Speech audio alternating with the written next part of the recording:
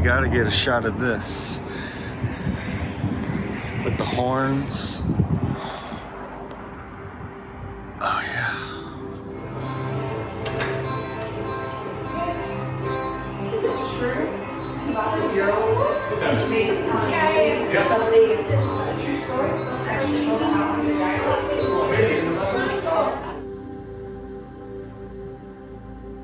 I had a couple really interesting days out here in the desert near Joshua Tree, and now I'm on my way back to Temecula. But first I wanted to stop at this rock shop in Joshua Tree. It's right on my way home, and just see what's going on in here.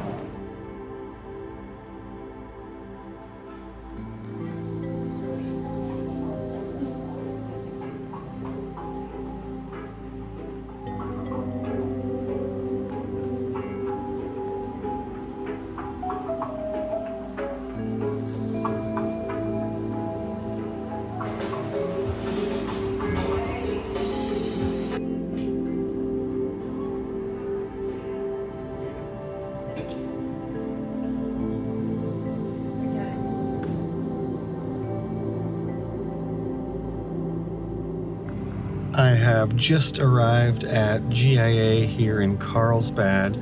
Just had a nice lunch with some of the GIA team, and I am going to go get ready and give a talk now. I've never been to the campus before, so this is really cool. I'm looking forward to seeing what's in here. Here we are, GIA. Elevator over there, but this is where you'll find a lot of our manufacturing arts programs and some of our design programs.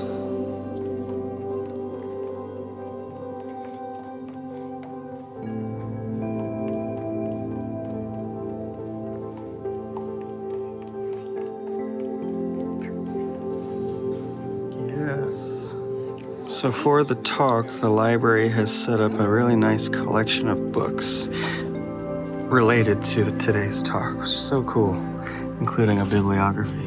Window, window, window, window, window. And what shape are all of these? I have no idea. We don't want to ask some question. The perfect execution of this, the perfect symmetry that's being presented here is ultimately a reflection of nature itself, right? When we see the crystal, especially a perfect, beautiful museum-grade mineral specimen, it has that, right? It has some kind of symmetry, some kind of pattern that comes out of nature. And so as the cutter, I feel like it's my job to reflect that pattern in my designs and not do that. Unless I was actually just looking at a potato and I was like, oh, I really want to pay homage to that potato. But that's not normally what the customers are asking us for. Wow, that was a great talk. I've never done a talk to just all gemology students, and man, they were a pleasure to speak to. So many good questions, a really well-received talk, and really cool to kind of see GIA, the campus, which I'm currently in front of. And I'm looking forward to coming back here in upcoming weeks to check out the library and the museum and all the other stuff. I really just got to see one little bit, but it was fun. So thank you, GIA. Thursday, the day after my GIA talk, and today I'm getting ready for a podcast webinar with the Rock Hounding podcast.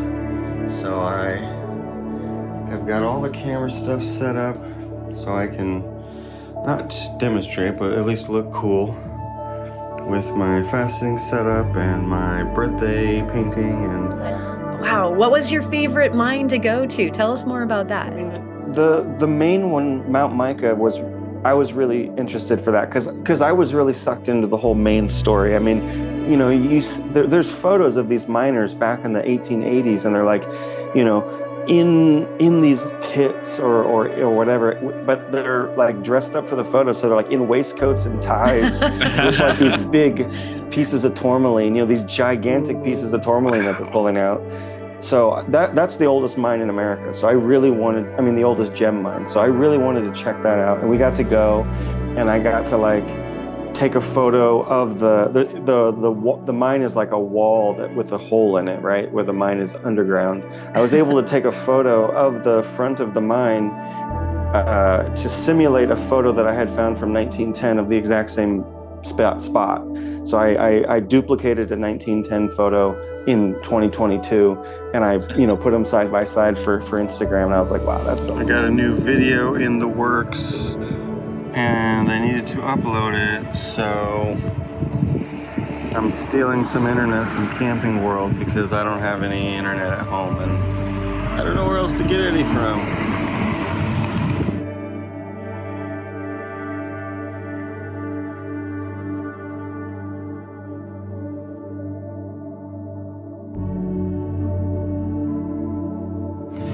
So we are at a diner from 1927 that is also owned by someone from Breaking Bad.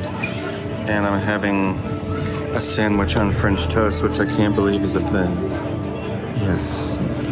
I'm back in Old Town Temecula, and it's not Thanksgiving, and it is wild and loud, and there's classic cars driving all around. So cool.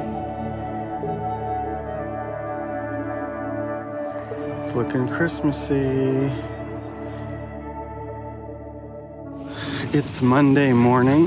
I've driven down to San Diego.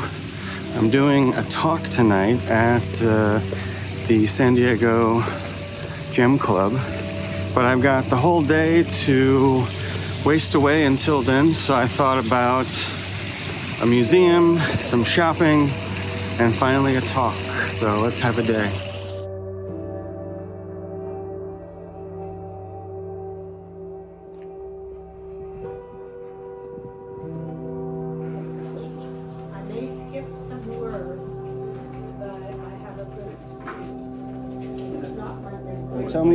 Tell me about this one again. San Diego Gem Company shop, lapidary shop. Okay, and so your grandfather was part of this too. So, and this is Fred Ryerson. This is Fred Ryerson with his homemade machine. I think it's homemade. And it looks homemade. And we've got the big zoomed in version here, and then that's also that was his shop. That's their shop. That's his. 1903 in San Diego. And the Ernst & Company shop. So he also worked here. That's him up there? Yep. And he's faceting up there. Yep. So cool. A concept called Snell's Law. What is Snell's Law? There's two. Reflective and refractive. 1 year ago, we're in San Diego, and you're thinking maybe it's from the 60s, but we have no idea. We're just guessing. Correct. And the guy who gave it to me knows the guy he got it from. Tell me. It's called the Steps. You said See those umbrellas? it's a vampire bar. Okay, we gotta love the after party of the Lapidary Club meeting at the vampire. He has really nice ones too. We've gone to different events, and he is like so into it, and he'll find one person who sells the best.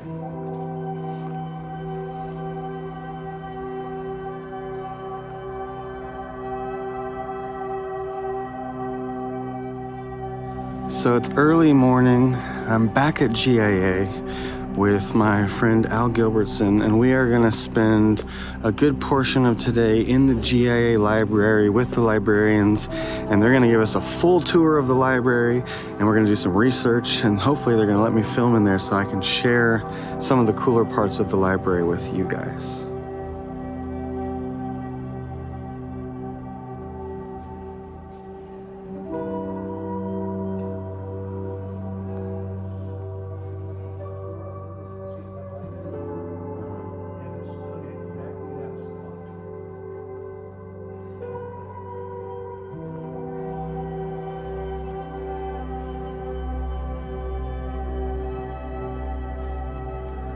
The way our library operates, anybody can come here and research anything. You don't have to have any connection to GIA or the gem and jewelry industry. And so for students and the public, we have these two study areas. So this side, we have computers for the students. So students or the public can search our OPAC here, or they can do it on their phone or from home. That's just our normal card catalog, if you will. Yes, yes. We developed this reading room so to kind of give students a taste of what they can have access to. So out here we have about 125 book titles. And then what you see here, this is our lending library. So we have 16,000 volumes. We specialize, of course, in gems, jewelry, anything connected to it. So gem cutting, anything with jewelry manufacturing, gems as a science, geology of gem deposits, jewelry history. We try and carry gem lore.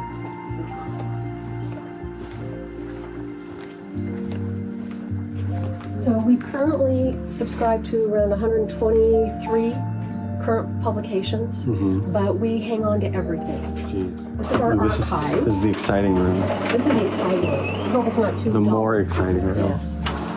So come on in. We have some small volumes. Yes. Oh, and I heard. You know.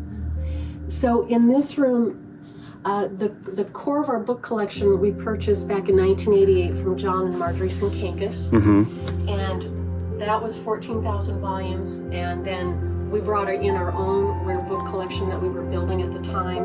We currently purchase materials, even currently published works. We'll buy a copy for the circulating collection and one for here, because we figure these current productions are going to be antique at one point. So we'll always have a pristine copy for that first. This is our most recent acquisition. We bought this during COVID. It came in under the radar at an auction out of Boston. Okay. So we got it for the cool price of $138,000. But in 2017, a set came up for auction in Hong Kong, and that went for $450,000. Wow. So we figure on some level we got a deal.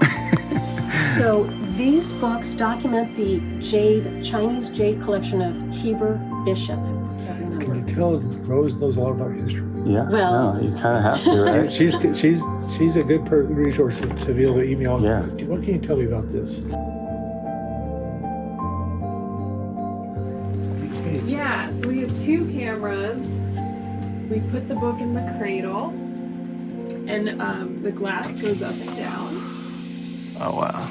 So we can put it in there. We can adjust the cradle for like really wide books either side. So we bring the glass down for each page, take a picture. in here. And then this holds the paper down. Yes. Is it a special glass for like anti-glare, or it's just perfectly lined up? No, yeah, it's just everything's lined up so Wow. that the pages are flat in relation to the camera. This was the goniometer that was Oh. used to measure diamonds. Cool. So he was just setting this up, and then you can actually measure the angles we were just talking about in the car. He just made a mold of it and cast it in brass. Wow. When he finished the stone, he then Have the after. he made another model, made another brass casting. Wow. Look at that stuff. Okay. And that manual that we just found. Yes. Is that what you needed?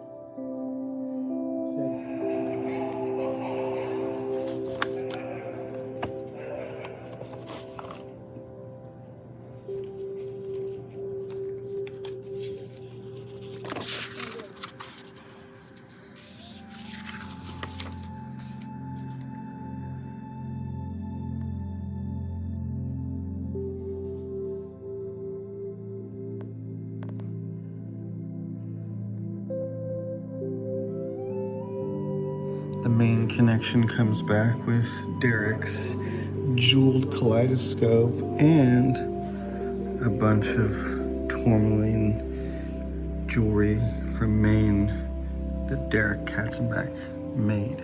So cool to see this stuff here. The GIA Carlsbad Museum.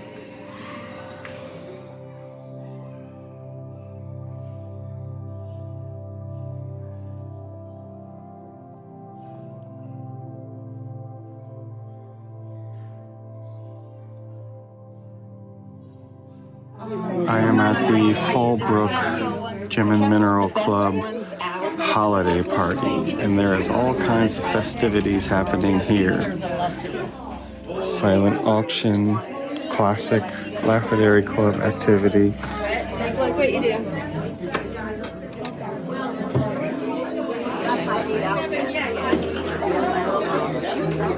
The guy in 2023. We need you to swear in because there's something about corporations and swearing in. Please state your name. Swear to carry out the mission and the vision of the society. Swear to carry out the missions and the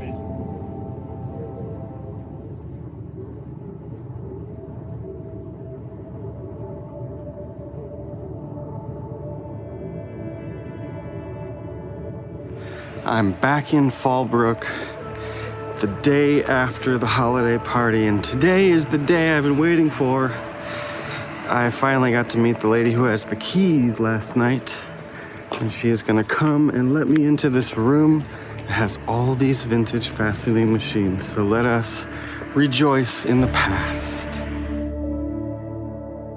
So we just pulled the boxes out of the storage.